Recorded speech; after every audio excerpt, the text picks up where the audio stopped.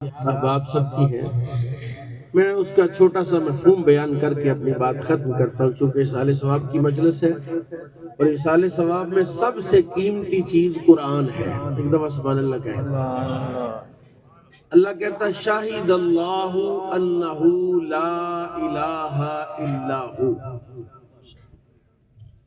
اللہ گواہی دیتا ہے کہ اللہ کے سوا کوئی عبادت کے لائق نہیں۔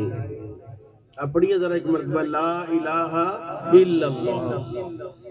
اب کون کہے گا لا الہ الا اللہ؟ رب کا قرآن کہہ رہا ہے کہ اللہ خود کہہ رہا ہے کہ لا الہ الا اللہ، اللہ خود گواہی دیتا ہے کہ اللہ کے سوا کوئی عبادت کے لائق۔ یہ کتنی بڑی بات ہے، یہ جو آپ کلمہ شریف پڑھتے ہیں، آپ اتنے قیمتی لوگ ہیں، اتنی عزت ہے آپ کی اللہ کے نزدیک کہ قرآن کہتا ہے الذین یحملون العرش ومن حولہ یسبحون بحمد ربہم ویؤمنون بہ ویستغفرون للذین آمنوا، کہ اللہ کے عرش کو اٹھانے والے فرشتے، اللہ کے عرش کا طواف کرنے والے فرشتے، وہ اللہ کی تسبیح بھی کر رہے ہیں، اور جن جن لوگوں نے، جس خوش نصیب نے کلمہ پڑھا ہے اس کی بخشش کی دعا کر رہے ہیں۔ اتنے آپ عزت دار ہیں، اتنے آپ عظیم ہیں کہ اللہ تعالیٰ نے آپ کی وجہ سے، آپ کے لیے، قرآن کہتا ہے لا یعصون اللہ ما امرہم ویفعلون ما یؤمرون، فرشتہ اللہ کی نافرمانی نہیں کرتا، کیا کرتا ہے؟ فرمایا وہی کرتا ہے جس کا اللہ انہیں حکم دیتا ہے۔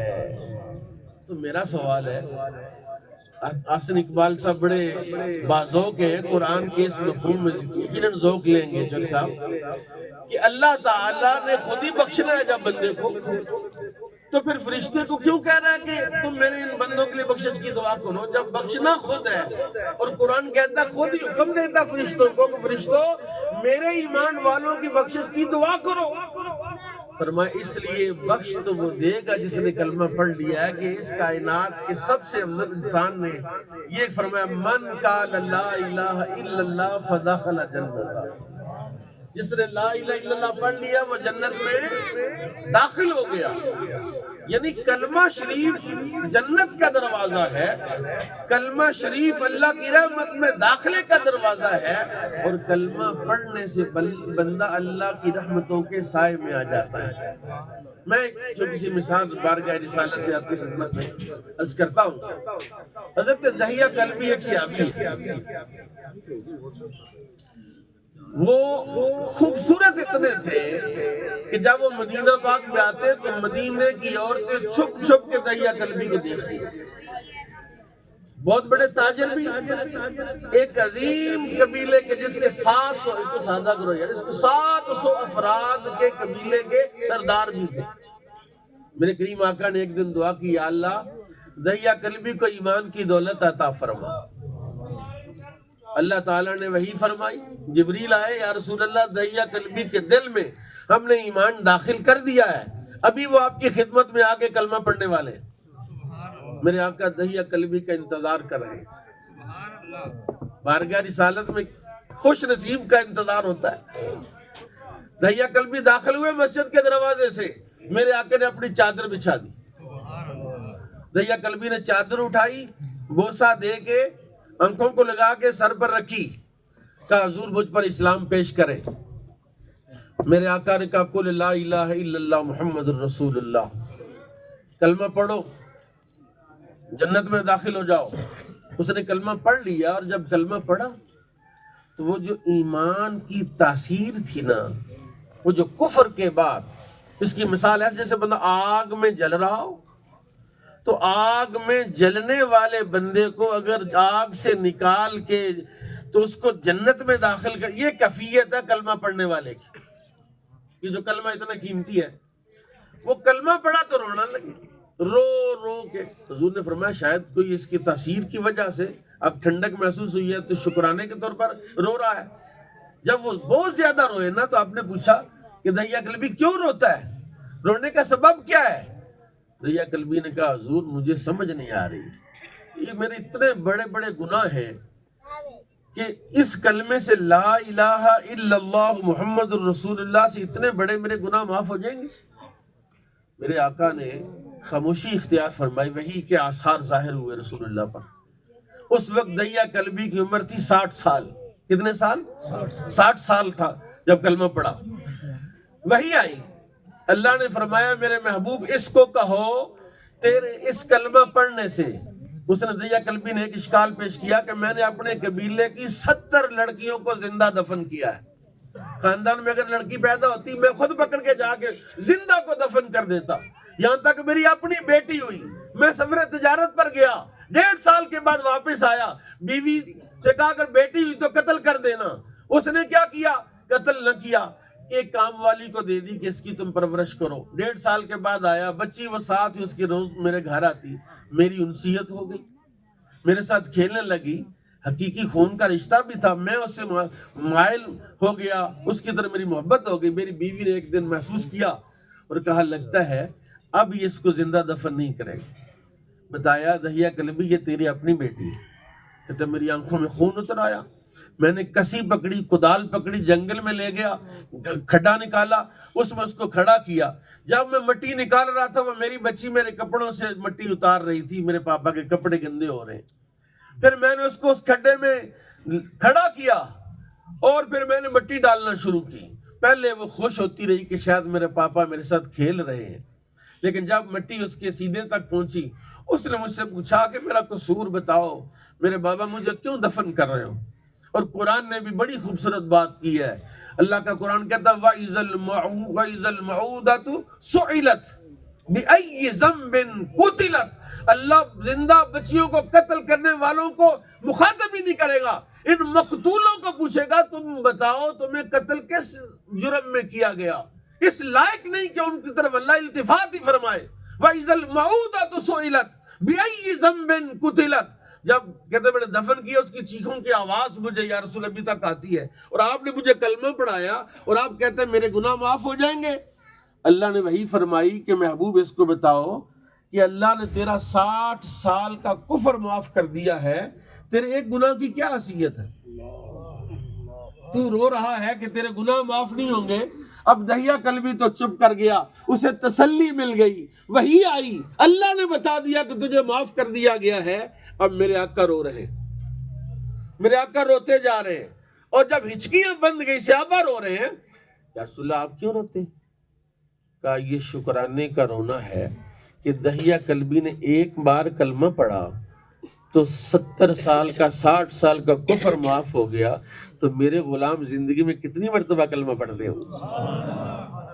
جب یہ زندگی میں کلمہ پڑھتے ہیں لا الہ الا اللہ محمد الرسول اللہ، تو اللہ تعالیٰ 60 سال کا کفر معاف فرما سکتا ہے، ان کے گناہ معاف کیوں نہیں فرما سکتا؟ لیکن یہ بھی سمجھنا ہمیں چاہیے کہ اس کلمے کا تقاضا کیا ہے؟ چگوئی مسلمانم بالارزم، یہ صرف یہ تو نہیں ہے کہ پنڈوں کی طرح کلمہ پڑھے لا الہ الا اللہ محمد رسول اللہ، میری بات سن کے تو آپ کہ جی 70 خیرہ ہو گئی ہیں۔ علامہ کہتا ہے جو کلمے کو جانتا ہے، جو کلمے کو پہچانتا ہے، کہتا ہے چگوئی مسلمانم بالارزم، جب میں کہتا ہوں میں مسلمان ہوں میں کانپنے لگتا ہوں کہ دانم مشکلات لا الہ رہا، کہ کلمہ پڑھ کے جو اتنا بڑا بھاری بوجھ میرے اوپر کندھوں پر آ گیا ہے، میں ان کی مشکلات کو جانتا ہوں۔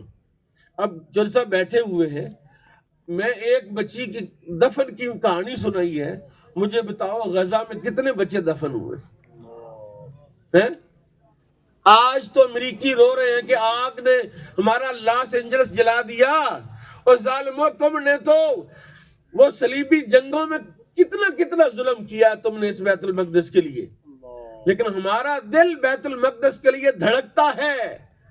اور وہ جو بچیاں دفن ہو رہی ہیں، بچے کھنڈرات بنا دیا سارے غزہ کو، یہ دانم مشکلات لا الہ کا مطلب یہ ہے کہ مسلمان کی مثال ایسی ہے جیسے جسم واحد ہے، میرے آقا نے فرمایا مسلمان ساری ملت مسلمان ایک جسم کی مانند ہے۔ فرمایا چبھے کانٹا جو کابل میں، علامہ اقبال کہتا ہے کہ کابل میں اگر مسلمان کو کانٹا چبھے تو ہندوستان کا پیر و جوان تڑپ جائے، کیونکہ اس کو کانٹا نہیں چبھا، ملت اسلام کے سارے جسم میں کانٹا پیوست ہو گیا ہے۔ اس لیے میرے بھائیوں، کلمہ پڑھنے کا فائدہ بہت ہے، اور میں کہتا ہوں میرے کریم آقا نے ارشاد فرمایا، حدیث سناؤں ایمان تازہ ہو جائے، میرے آقا نے فرمایا جو بندہ کلمے کے ساتھ اس دنیا سے جائے، ایک تو یہ فرمایا نا کہ جس کی آخری کلام کلمہ لا الہ الا اللہ محمد رسول اللہ، وہ جنت میں چلا گیا، وہ کامیاب ہو گیا۔ تو جس کا آخری کلام لا الہ الا اللہ نہیں ہے تو کیا وہ دوزخ میں جائے گا؟ نہیں نہیں نہیں نہیں، میرے نبی کا فرمان سنیے، میرے آقا نے فرمایا جو ساری زندگی ایمان پر قائم رہا، مسلمان رہا، نمازیں پڑھتا رہا، نیک رہا، اور آخری وقت میں درد کی شدت کی وجہ سے، کوئی اٹیک کی وجہ سے، کوئی کسی وجہ سے کوئی بات اور کرتا اور اس کی روح نکل گئی، فرمایا اگر وہ ایمان والا ہے تو فرشتے اس کی روح کو لے کے جنت میں داخل کر دیں گے۔ یعنی ایمان تو بہت بڑی دولت ہے، اتنی بڑی دولت ہے ایمان۔ ایک آیت میں آپ کو سناتا ہوں، یہ 3 پارے کی آخری آیت ہے، میری بات ختم۔ اللہ کہتا ہے کہ اگر کافر قیامت والے دن اس پوری دنیا کو سونے کی بھر کر اللہ کی بارگاہ میں پیش کریں گے، یہ آپ کے ایمان کی قیمت عرض کر رہا ہوں کہ فَلَن يُقْبَلَ مِنْ أَحَدِهِمْ مِلْءُ الْأَرْضِ ذَهَبًا وَلَا وِفْتَدَا بِهِ، اگر زمین بھر کر سونے کی اللہ کو دیں گے، یا اللہ ایک لمحے کا ایمان دے دے، اللہ اتنا سونا قبول نہیں کرے گا۔ اور تجھے تو اللہ نے موقع دیا ہے، پڑھ ہاں کلمہ لا الہ، سب نہیں پڑھ، اتنی زور سے کلمہ پڑھو کہ ذرا یہ دیواریں گواہ ہو جائے۔ میرے آقا کی حدیث ہے، ایک بندے نے 7 کنکریاں پکڑی اور ان کے سامنے کلمہ پڑھا لا الہ الا اللہ محمد رسول اللہ، اور پھینک دیا، کہا کنکریاں گواہ ہو جاؤ۔ حضور فرماتے ہیں قیامت قائم ہوئی، اس کی دوزخ کا اعلان ہو گئی، دوزخی ہے، فرشتے پکڑ کے ایک دروازے پر لے گئے تو وہ جو ایک کنکر تھا ایک دروازے میں پہاڑ بن گیا، دوسرے دروازے پر گئے دوسری کنکری پہاڑ بن گئی، تیسرے دروازے تیسری، 7 دروازوں پر وہ کنکر پہاڑ بن گئے۔ فرشتوں کا مالک یہ پہاڑ اس کو دوزخ میں پھینکنے نہیں دیتے۔ پوچھا کیا کہتے ہیں؟ کہتے ہیں ہم گواہی دیتے ہیں اس نے کلمہ پڑھا تھا، لہذا اللہ فرماتے جاؤ اسے جنت میں داخل کر دو۔ اللہ پاک ہمیں کلمے کی دولت سے مالا مال فرمائے۔ وما